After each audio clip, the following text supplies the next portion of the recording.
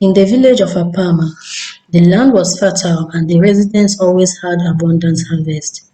The men were committed to their families and the women did everything in their power to please their men, including maintaining full round curves. It is said that this is a gift from the ancestors to the land, and beauty is attributed to the fullness of a woman's body. The men love it and bragged about their wives and daughters. Their round shapes also show how manly they have been and how well they care for their own.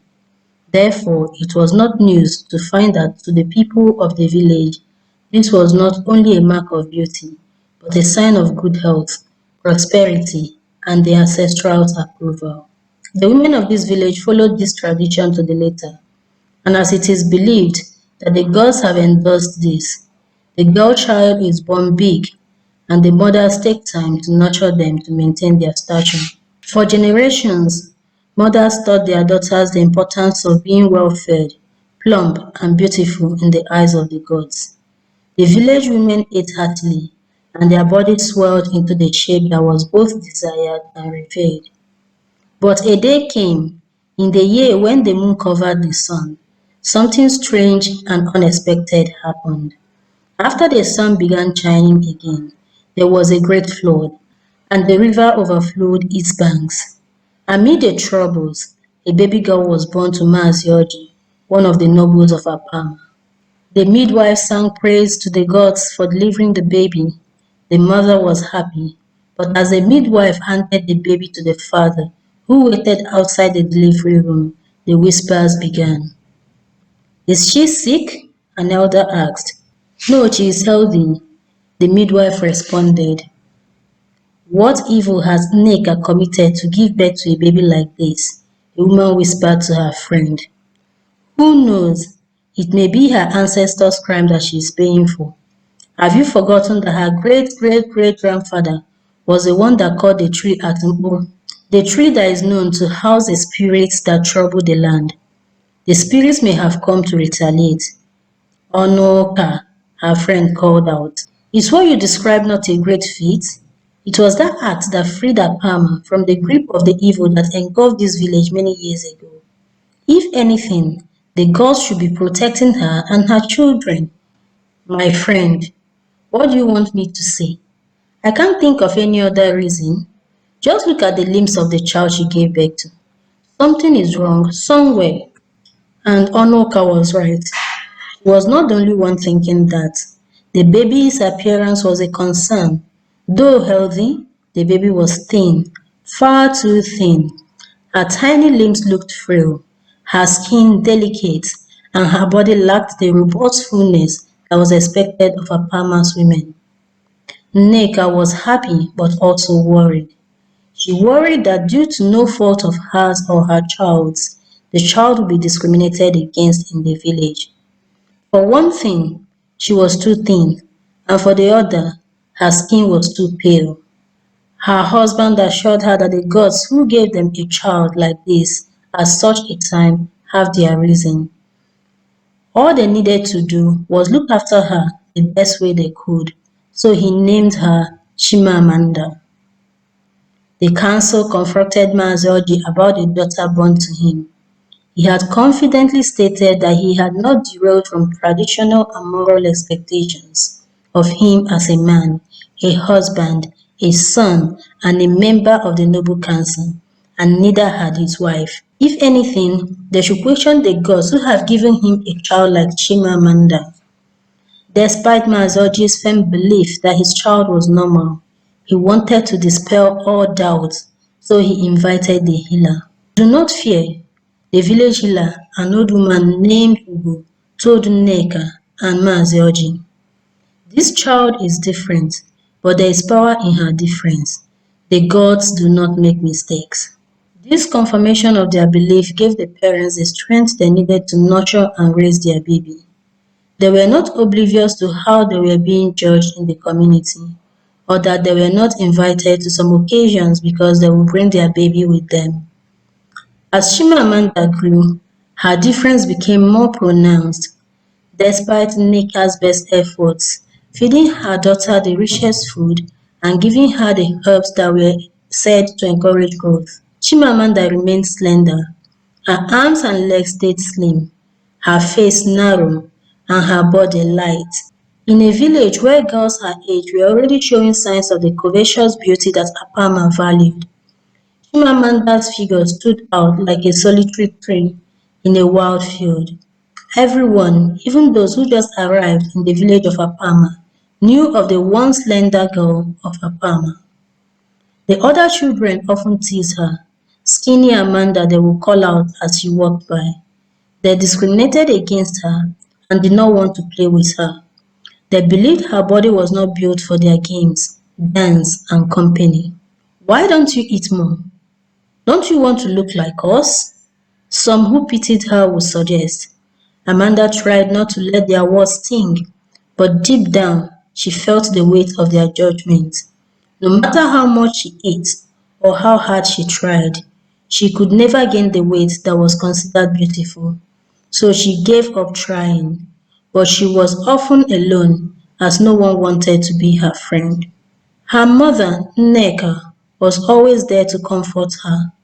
"You are beautiful in your own way, my child," she would say, brushing Amanda's hair tenderly. But the girl longed to be accepted and loved like the other girls her age. When Chimamanda turned 13, strange things began to happen. It started with small, seemingly insignificant events. She would dream of animals like an eagle, a lion, a serpent, a tiger, or a chimpanzee, and the next day she would see those animals appear in the village. She would close her eyes and think of rain, and moments later a drizzle began to fall. At first, she did not say anything, but as the puzzle grew, she had to tell her mother about it. Mazoji and Nneka invited the healer once again. This time, Ugo the healer took a special interest in Amanda and monitored her, her dreams, visions, and manifestations of the events she saw. "You have a gift," the healer said one evening as they sat together by the fire. "The gods have blessed you, though you may not yet understand why. Your difference is not a curse, but a blessing." "But why would the gods choose me?" Amanda asked. "I am not like the other girls. I am not what the village expects. Even this choice places me further away from the box of what fits." The healer smiled. "The gods do not always choose those who fit into the expectations of the world. Sometimes they choose those who are different, who stand apart, and who do not fit the norm. And that is because they see a strength that others are not. They have fought battles that others may never understand, and are able to reach others in ways that build." Amanda did not fully understand what the healer said, but she was different, and deep down she knew it was time for her to begin to accept that. She placed her head on her mother's lap as Nneka stroked her hair gently. From that day forward, Chimamanda practiced using her strange abilities under the watchful eyes of her parents and the healer. They kept them a secret from the other villagers. She felt the power growing inside her, a connection to the land, the animals, the plants, and the skies above. It was as if the very spirits of Apama were speaking to her, guiding her in ways she could not yet explain. Sometimes she questioned her parents and the healer about the essence of her powers, and all they said each time was, "Patience, child. The gods will reveal why they gave you the gift in due time."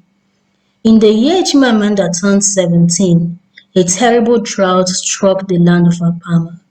The rains did not fall, the crops failed, the fields turned to dust, and the sandflies were everywhere. The rivers began to dry up, and the wells barely had any water. The people of Apama started praying to the gods and their ancestors, offering sacrifices and performing all the rituals they could think about to avert the curse. Still, the skies gave no rain, and the crops did not grow.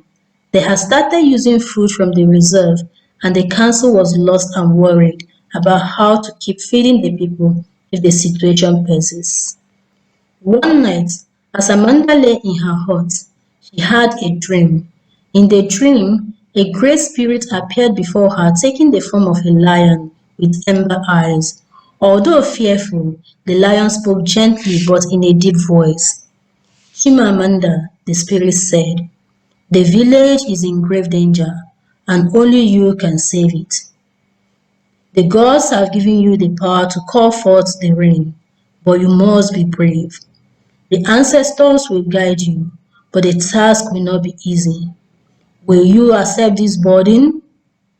Although afraid, Chimamanda said, as the gods will. Then she awoke, her heart pounding as she sweated. She knew what she must do, but first she must tell her parents and the healer what she just saw. To face the ruling council and the people of Apama, she needs those who believe in her to back her up. After listening to her, their response was unanimous. Do what you must, and may the gods be with you. The next morning, Chimamanda went to the village square and stood before the people. The villagers looked at her with curiosity and skepticism. What could this slim girl who had always been so different possibly do to help? They asked. I know how to bring back the rain, Amanda said, her voice steady despite the nervousness bubbling inside her. The gods have shown me the way. Maazoji, her father, stepped forward. I know what you are all thinking. I have heard all the concerns even in the ruling council, but it will not hurt more than it does right now to let her try. But the healer followed, her old eyes filled with wisdom as she spoke in her usual calm and melodious voice. Listen to the girl, she said. The gods speak through her. All eyes turned to the king and the ruling council. The king nodded his consent. The villagers echoed his decision. Chimamanda led them to the river bank, where the waters had dwindled to a thin muddy stream. She stepped into the water and closed her eyes, calling on the spirits of the water, land, skies, plants, and animals. The figures that represent the spirits began to appear to her, each bringing a cauldron that contained the blessing it bestows. For a long moment, nothing happened for others to see. The villagers murmured among themselves. We are just wasting our time here, some said. Amid their doubting her abilities, the wind began to stir. This time, it was not the hot air that came with the drought, but a cool, wet breeze that smelled like the calabash shock, the edible clay everyone knew and loved. A faint rumble of thunder echoed in the distance, and the sky darkened. Chimamanda raised her hands to the heavens, and with a great cry, she summoned the rain. The first drops fell lightly as she opened her eyes and asked the people to go to their homes before the rain became heavy. The people of Apama were overjoyed and started walking towards their homes. There were some who wanted to remain to see what Chimamanda would do, as they believed that it was just a drizzle. After some time, Chimamanda closed her eyes again, and soon the sky opened up and a torrential downfall began. Those by the river bank started running towards their home. The villagers shared and danced in the rain, their joy overwhelming as the fields soaked up the water and the river began to swell once more. Chimamanda stood by the river as the rain poured around her. From that day on, the people of Apama no longer mocked her slender frame. They saw her for what she truly was, a chosen one, blessed by the gods. Though she did not fit the mold of what a woman of Apama was expected to be, her gift from the gods proved that their ancestors would accept them despite their body shape and size. Other maidens her age began coming close to her and wanted to be friends. They had learned that their difference does have strength and greatness, and Amanda had proven that with great courage. In time, Chimamanda grew into a wise and powerful woman, respected by all. Her story was passed down through the generations, and her difference, beauty, courage, and strength are still taught to the children as a reminder that they should guard their hearts and nurture the gifts in them.